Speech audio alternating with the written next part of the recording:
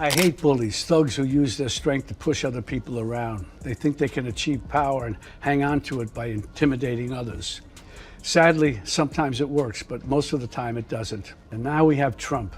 He's all that, about intimidation, retribution. He's going to prosecute. He's going to send you to jail for having an abortion. He's going to take your Medicare and Social Security away. He's going to deport you. He's going to send the military after you if you defy him. You know who this shit works on? The MAGA politicians who are afraid of losing their power. They're so afraid of him, he's got them kissing his ass. And now they're trying to intimidate us. We will not allow that, not even for a minute, not even for a second. We need to show them our power and vote them all out, every one of them. The way to take down a bully is to look him straight in the eye. Robert De Niro hat soeben eine verbale Bombe platzen lassen, dass sich Melanias normalerweise eiskalter Blick erwärmen könnte. Hat er ein streng geheimes Mar-a-Lago-Drama aufgedeckt? Oder hat er nur ausgedrückt? Was wir alle denken? Eines ist sicher. Trump ist kurz davor, einen Anfall zu bekommen. Fox News ist in höchster Alarmbereitschaft. Und Melania? Sie verdaut es wahrscheinlich immer noch. I mean, he's so blatantly stupid. He's a punk. He's a dog. He's a pig. He's a con, a bullshit artist, a mutt who doesn't know what he's talking about, doesn't do his homework, doesn't care, thinks he's gaming society, doesn't pay his taxes. He's an idiot. Colin Powell said it best. He's a national disaster. He's an embarrassment to this country. It makes me so angry that this country has gotten to this point, that this fool, this bozo, has wound up where he has. He talks how he wants to punch people in the face. De Niro hat nie ein Blatt vor den Mund genommen, wenn es Trump ging. Er hat in Interviews verbale Bomben geworfen, bei Preisverleihungen heftige Tiraden abgefeuert und seine Abneigung deutlich gemacht. Sogar in nicht-politischen Gesprächen. Aber dieses Mal ist er vom Weg abgekommen. Direkt in die Domäne von Melania. In dem Moment, als die Worte seine Lippen verließen, änderte sich die Stimmung. Ein Aufschrei. Gelächter und einige große Augen waren zu hören, als die Menge verstand, was gerade gesagt worden war. Yeah, and they didn't allow much access, the way I understand it, to Madoff with Trump when he's in jail, and that I certainly am looking forward to. When he's in jail, if they give him a platform there, he'll never keep his mouth shut. Madoff, for some reason, they stopped. They didn't. I know that people who interviewed him had very limited access to him, but with Trump, it will be. He's another form of being. War das ein Scherz? Vielleicht. Eine beiläufige Bemerkung mit messerscharfem Verstand? Höchstwahrscheinlich. Aber war da noch mehr? Etwas, das die Leute zum Innehalten und Überdenken veranlasste? Auf jeden Fall. Das Internet verschwendete keine Zeit mit der Analyse der einzelnen Sätze. Innerhalb weniger Minuten kursierten Clips des Vorfalls in den sozialen Medien mit Schlagzeilen wie De Niro hat gerade die Matrix zerschmettert. Und hat er nur bestätigt, was alle vermutet haben? Die Mimemacher hatten einen großen Tag. In einem populären Tweet wurde Melanias Gesicht in eine Szene aus der Truman Show eingefügt, während Trump in einem anderen Tweet fieberhaft in ein Suchfeld eingab, wie man die Staatsbürgerschaft aufhebt. Do you feel like you're in a different space now than you were 8 years ago? I feel I was always me the first time as well. I just feel that people didn't accept me maybe, they didn't understand me the way maybe they do now. She has been stepping out a little bit more publicly in recent months after really being a non-presence during the campaign. She released that memoir, there's that documentary forthcoming, and this morning talking a little bit more on Fox about how she views the role as First Lady. She also talked about how she sometimes might disagree with Donald Trump. Maybe some people, they see me as just a wife of the president, but I'm standing on my own 2 feet, independent. I have my own thoughts. I have my own yes and no. I don't always agree what my husband is saying or doing, and that's okay. Are you able to tell him when you disagree? I gave him my advice, and sometimes he listens, sometimes he doesn't, and that's okay. I feel I was always me the first time as well. I just feel that people didn't accept me maybe. Einige sind der Meinung, De Niro habe einfach nur eine witzige Bemerkung gemacht, um die Stimmung in Schwung zu halten. Was ist mit den anderen? Sie glauben, dass er eine Schicht von etwas viel Größerem abgetragen hat. Eine ungesagte Wahrheit, die sich seit Jahren unter der Oberfläche verbirgt. War Melania nur eine widerwillige Teilnehmerin in Trumps Zirkus? Oder gab es noch mehr zu entdecken? De Niros Aussage, ob beabsichtigt oder nicht, löste ein neues Thema aus, mit dem niemand gerechnet hatte. Robert De Niro had the audacity to compare a Trump presidency to Nazi Germany. And I think other Es gab eine sofortige Reaktion. Die Mischung aus Gelächter, Schock und hochgezogenen Augenbrauen des Publikums zeigte, dass dies kein typischer Trump-Witz war. Die Kamera schwenkte und zeigte, wie die Anwesenden wissende Blicke und gedämpftes Kichern austauschten. Selbst einige der zugeknöpften Politiker hatten diesen verräterischen „Ich sollte nicht lachen, aber verdammt" Ausdruck auf ihren Wangen. The attempt to end my husband's life was a horrible, distressing experience. Now, the silence around it feels heavy. I can't help but wonder, why didn't law enforcement officials arrest the shooter before the speech? There is definitely more to this story, and we need to uncover. Natürlich kam es in den sozialen Medien zu einem heftigen Streit. Einige meinten, De Niro habe eine Grenze überschritten. Andere meinten, dass in Anbetracht der Umstände niemand in diesem Kreis als Tabu angesehen werden sollte. Wenn Trump mit Beleidigungen Karriere gemacht hat, sollte er darauf vorbereitet sein, ein paar davon einzustecken. So ein Blogger. Ein anderer brachte es in einer einzigen Aussage auf den Punkt. Melania schickt uns schon seit Jahren kryptische Botschaften. De Niro hat es gerade in Worte gefasst. Eine Sache war offensichtlich. Dies war nicht einfach ein weiterer Anti-Trump-Vorfall. Ob er es nun wollte oder nicht. De Niro hatte Melania ins Rampenlicht gerückt und sie zum Mittelpunkt der neuen politischen Kontroverse gemacht. Wird sie antworten? Wird Trump sie verteidigen? Oder werden beide so tun, als hätte es das nie gegeben? Während Trump in den sozialen Medien einen weiteren nächtlichen Nervenzusammenbruch erleidet und über Hollywood-Schwindler und Hexenjagden gegen seine Frau schimpft? Wie auch immer. Die ganze Welt hat zugeschaut. Popcorn in their hand. And safety in the next 29 days? Of course I do. Yes, I do. I think, when they call him he's a threat to democracy, let's ask ourselves, who is really a threat to democracy? They are ongoing with the lawfare against the former president, as well as, trying to get him off the voting ballots and trying to, silence him. So, yes, of course, I was always afraid what can happen, and that they continuing with that kind of language is just, they thought it's a... Melania Trump hat Jahre damit verbracht, das undurchdringlichste Pokerface der politischen Zeitgeschichte zu entwickeln. Diese Art von Aussage kann alles Mögliche bedeuten. Tiefes Nachdenken, leichte Unzufriedenheit oder einfach nur die mentale Wiederholung ihres bevorzugten Wellness-Soundtracks. Aber hat Robert De Niro es endlich geschafft? Hat die Hollywood-Ikone geschafft? Was Late-Night-Moderatoren, Twitter-Stürme und sogar Trumps eigene Skandale nicht geschafft hatten? Holen Sie sich eine spürbare Reaktion von ihr. Das Internet war in höchster Alarmbereitschaft. In den sozialen Medien verbreiteten sich schnell Theorien. Andere sagten, sie sei hinter verschlossenen Türen wütend gewesen und habe in einem stillen Monolog auf Slowenisch erklärt, dass dies nicht in ihrem Ehevertrag stand. Andere nahmen an, sie habe noch nichts davon gehört. Vielleicht verbrachte sie einen ruhigen Tag in Mar-a-Lago, während Trump zu sehr damit beschäftigt war, den Fernseher anzuschreien, um es zu bemerken. Natürlich gab es auch andere, die annahmen, sie sei völlig unbeteiligt. Trinke Tee in einem vergoldeten Sessel und blättere durch die Thementafeln für ihr neuestes Be Best-Programm. Melania Trump reappeared at Trump's big dollar fundraiser in Florida over the weekend, looking absolutely miserable, looking like she is being held hostage. You have to see this. Just wanting change.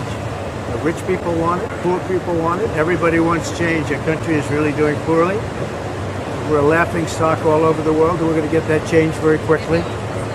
And this has been some incredible evening before.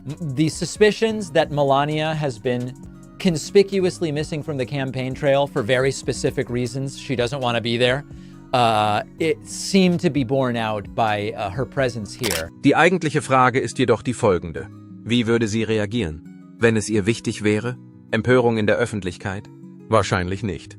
Aus jemand, der auf die harte Tour gelernt hat, dass eine Reaktion die Sache nur noch schlimmer macht, verfügt Melania über die PR-Instinkte einer erfahrenen Diplomatin. Bei einer Gelegenheit trug diese Frau ein Kleidungsstück, das verkündete, es ist mir wirklich egal. Und Ihnen? Da es ist, je nach Sichtweise, entweder ein gewagtes Modestatement oder das Schlagwort für ihre gesamte öffentliche Persona. Würde es Sie heute interessieren, wenn es Sie damals nicht interessiert hätte? Wahrscheinlich nicht. Dennoch war der Gedanke, dass sie ihre Persönlichkeit verrät, einfach zu verlockend, um ihn zu übersehen. Würde sie einen motivierenden Spruch zur Überwindung der Kakophonie auf einer mysteriösen Instagram-Story teilen? Vielleicht etwas in der Art von elegant ist Ablehnung. Es gibt zwei mögliche Interpretationen dieser Botschaft. Entweder stehe ich über der Sache oder ich weigere mich einfach, mich noch einmal mit dem Chaos meines Mannes zu befassen. Oder aber sie ignoriert die Tatsache, dass die Stimme ihres Mannes lauter ist als ein auf Hochtouren laufendes Düsentriebwerk und gibt eine Erklärung ab, dass sie alle Stimmen respektiert. It's unfortunate that she said tonight also in this interview that she wore that infamous jacket to go to Texas when it said, I don't really care. I want to play it. Let's play it. Oh, okay, Let's play it and then we'll talk about it. Here it is. I wore the jacket to go on the plane and off the plane, and it was for the people and for the left-wing media who are criticizing me, and I want to show them that I don't care. You could criticize whatever you want to say, but it will not stop me to do what I feel it's right. Melanias Reaktion war kaum der beeindruckendste Teil der Show. Es war der unvermeidliche Wutanfall der Kategorie 5, der sich ausgerechnet bei jemandem entwickelte, der jeden Witz über seine Frau wie einen direkten Angriff auf die Sicherheit der Nation betrachtet. Es war nur eine Frage der Zeit, bis die Wut der Ölkappen explodierte, angereichert mit einer vernichtenden Hetzrede gegen die abgehalfterten Hollywood-Eliten und dem verzweifelten Versuch, die Öffentlichkeit davon zu überzeugen, dass die Karriere von Robert De Niro in erheblichem Maße am Boden liegt. Vielleicht würde er sogar so weit gehen zu behaupten, dass Robert De Niro schon immer Gefühle des Neids für ihn hegte. Allerdings hat nicht jeder das Glück, die Zeit mit Macaulay Culkin in Home Alone 2 zu verbringen. Während dieser Zeit würde Melania wahrscheinlich über den Aufruhr hinwegsehen, mit den Schultern zucken und dann zu ihrem typischen Verhaltensmuster zurückkehren, alles meisterhaft zu ignorieren. Sie hat die Kunst erlernt, die Welt um sich herum schreien zu lassen, während sie weiterhin so unleserlich ist wie zuvor. Das ist das Einzige, was sie im Laufe der Jahre erreicht hat. They have a protest of Robert De Niro yesterday. He's a fool. He's a broken down fool standing out there. He got maggot. Genau im richtigen Moment explodierte Trump wie eine Feuerwerksfabrik inmitten einer Hitzewelle. Es war eine flammende Behauptung, dass Hollywood ein Abwasserkanal von Linksextremisten ist, die gegen ihn arbeiten. Komplett mit allen Großbuchstaben, Ausrufezeichen und einer wütenden Erklärung. Außerdem war sie vorhersehbar. Und man konnte sogar die Uhr danach stellen. De Niros Bemerkung wurde gemacht. Es ist empörend. Das sind die Medien, keine echten Nachrichten. Jedes einzelne Stück der Unterhaltungsbranche, unabhängig von seinen Leistungen. Der Grund dafür ist, dass es in Trumps Augen keine größere Sünde gibt, als seine Größe nicht anzuerkennen. Der Man, der seine ganze Karriere damit verbracht hat, sich im Rampenlicht zu sonnen, der einmal Home Alone 2 als den besten Weihnachtsfilm aller Zeiten bezeichnet hat, möglicherweise wegen seines eigenen 2-Sekunden-Auftritts, findet es plötzlich schwierig, mit Situationen umzugehen, in denen er nicht das gleiche Maß an Aufmerksamkeit erhält, das er während seiner gesamten Karriere erhalten hat. Die Ironie ist so reichhaltig, dass man sie sich auf einen Toast schmieren könnte, wenn man wollte. Ironie und Selbsterkenntnis hingegen gehörten noch nie zu Trumps herausragenden Stärken. Stattdessen verfiel er in eine typische Tirade, in der er seine Anhänger warnte, dass Hollywood im Sterben liegt, obwohl die Einspielergebnisse das Gegenteil besagten.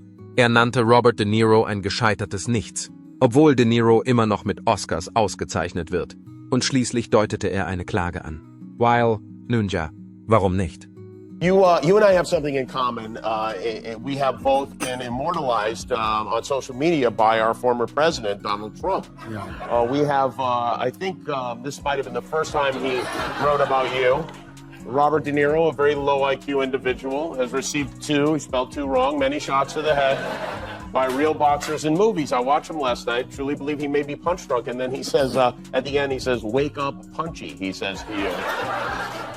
And that's not the only time. And he moved over to Truth Social. Robert De Niro, whose acting talents have greatly diminished with his reputation now shot, must even use a teleprompter for his foul and disgusting language. So disrespectful to our country. Now, in all fairness to the former president, is that true? Do you have to use a teleprompter when speaking about President Trump? Or are you able to just kind of riff on and your thoughts on him? Yeah, he's so. Natürlich würde Pete Trump eine Klage einreichen. Es macht keinen Unterschied, wenn es absolut keinen rechtlichen Status hat. Sollte er in der Lage sein, jemandem ein paar Dokumente vorzulegen und zu behaupten, dass er diffamiert, verleumdet oder sich in einer Weise über ihn lustig gemacht hat, die ihn absichtlich verletzt, wird er dies tun. Er hat damit gedroht. Saturday Night Live, CNN, Buchverlage und sogar einen Sturm selbst zu verklagen, weil sie ihn in einem negativen Licht erscheinen lassen. Würde er wirklich zögern, De Niro eine Ohrfeige zu verpassen und von ihm zu verlangen, dass er aufhört zu reden, weil er geredet hat? Weit gefehlt. Trotz all dieser Übertreibungen muss eines gesagt werden. Das ist es, wofür Trump lebt. Er braucht den Kreislauf der Wut so sehr wie ein Fisch das Wasser. Jeder Tweet, jeder Angriff auf ihn zu später Stunde und jeder Prominente, der ihn in den Schmutz zieht, ist Treibstoff für die Maschine. Damit hat er einen Gegner, gegen den er wüten kann, jemanden, über den er schimpfen kann, und eine neue Rechtfertigung, um seine Fans daran zu erinnern, dass er das ultimative Opfer der Hollywood-Elite, der Fake-News-Medien und, um ehrlich zu sein, der ganzen Welt selbst ist. The House managers spoke about rhetoric, about a constant drumbeat of heated language. Well, as I'm sure everyone watching expected, we need to show you some of their own words. I just don't even know why there aren't uprisings all over the country. Maybe there will be. There needs to be unrest in the streets for as long as there's unrest in our lives. You got to be ready to throw a punch. You have to be ready to throw a punch. Donald Trump, I think you need to go back and punch him in the face. That I thought he should have. Every single one of you. Das liegt vor allem daran, dass die Marke Trump durch nichts anderes als das Büro im Globus aufrechterhalten wird. Sie wissen, dass er insgeheim jede einzelne Sekunde davon genießt, auch wenn er darüber schimpft, dass Hollywood das Amt des Präsidenten respektieren sollte und seine Begeisterung nicht zu zügeln scheint. Denn wenn er das nicht hätte, wenn er die Schlagzeilen nicht hätte, wenn er die Fäden nicht hätte und wenn er sich nicht in einem ständigen Kriegszustand mit Late-Night-Moderatoren und Oscar-Preisträgern befinden müsste, dann müsste er etwas tun, was viel anspruchsvoller ist, nämlich regieren. Wenn wir ganz ehrlich sind, hat es ihm nie auch nur annähernd so viel Spaß gemacht, im Mittelpunkt der unverschämtesten und lautesten Reality-Sendung der Welt zu stehen. I've been dealing with the press a long time. I think the political press is among the most dishonest people that I've ever met. These people back here, they're the worst. They are so dishonest. No, they're so dishonest. And by the way, some of the media is terrific, but most of it, 70%, 75%, is absolute dishonest, absolute scum. Remember that, scum. They're totally dishonest people. Kaum war das geschehen, verwandelte sich das Internet ohne Vorwarnung in einen digitalen Karneval. Die Timelines wurden mit Memes überschwemmt. Neben einer versteinerten Melania war auch Robert De Niro anwesend. Wenn Sie erfahren, dass Ihre Geheimhaltungsvereinbarung dies nicht abdeckt, schreien Sie auf. Spekulationen gab es in allen erdenklichen Richtungen. War dies ein genialer Schachzug oder war De Niro einfach nur De Niro? Die Moderatoren der Late-Night-Shows stürzten sich darauf und versuchten, den Moderator zu übertreffen. Es wurde sogar vorgeschlagen, dass Melania Anspruch auf eine Gefahrenzulage haben sollte, wenn sie weitere 4 Jahre arbeitet. Doch trotz allem, was geschah, blieb Melania ein Rätsel. War sie verärgert? Gleichgültig oder genoss sie die Situation insgeheim? Niemand war sich dessen bewusst. Möglicherweise war das der witzigste Witz von allen. Das Gegenstück zu den Trumps ist Hollywood.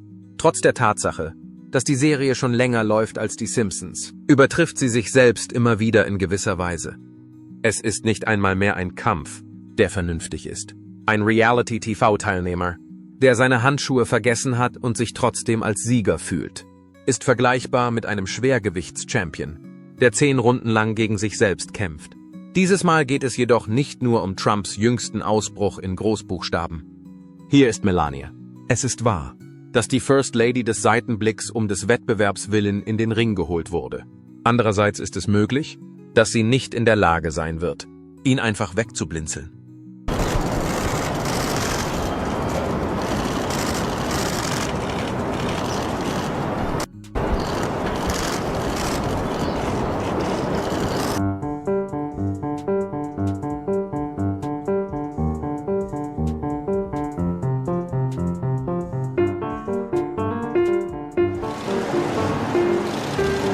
That God will bless you, your family, that God will bless.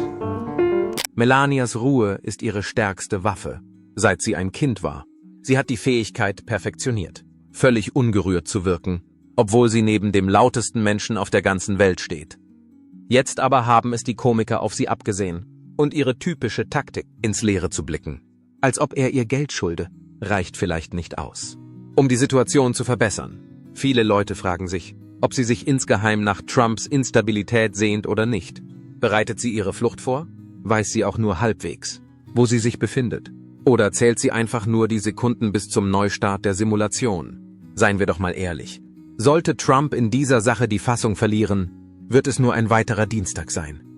Die Person hat eine Geschichte von Konflikten mit Meryl Streep, einem Hurrikan und einer mit einem Sharpie angefertigten Skizze. Daher ist es nur eine Frage der Zeit, bis er eine Notfallpressekonferenz einberuft, um Clooney und Kimmel zu Feinden der Vereinigten Staaten von Amerika zu erklären, während er ein Diagramm in die Höhe hält, das wie ein verpfuschtes wissenschaftliches Projekt aussieht, das ein Kind versucht hätte, unabhängig davon, wie groß seine Reaktion ausfällt. Würden Komiker, die spät nachts auftreten, nicht aufgeben. Wenn dieser Trend anhält, wird Hollywood Trump noch lange nach seinem Auszug aus dem Weißen Haus verspotten. Und es ist sogar möglich, dass sie es von den Toten aus tun. Ist Robert De Niro ständig unterwegs? Oder würde er es sich lieber mit einer Tasse Kaffee gemütlich machen und zusehen, wie Trump in Echtzeit in die Luft fliegt? Oscars hat der Mann schon gewonnen. Es ist zwar nicht notwendig, dass er Twitter gewinnt, aber seien wir ehrlich, er könnte es lieben. Melania hingegen ist nach wie vor die unangefochtene Königin des Ghosting. Und sie geht mit der ganzen Situation um, als wäre es eine E-Mail, auf die sie auf jeden Fall zu einem späteren Zeitpunkt reagieren wird. Wer ist Trump? Es ist wahr, dass er Optionen hat. Erstens gibt es die Möglichkeit eines Zusammenbruchs der sozialen Medien, der so stark ist, dass er den Ausfall der wahren sozialen Server verursacht. Option 2 ist, zu einem ganz anderen Fleisch zu wechseln. Es ist möglich, dass er De Niro beschuldigt, ein Agent des tiefen Staates in Hollywood zu sein, oder dass er behauptet, Clooney habe die Oscar-Verleihung manipuliert. Es ist egal, was passiert. Der Zug des Chaos wird nicht aufhören.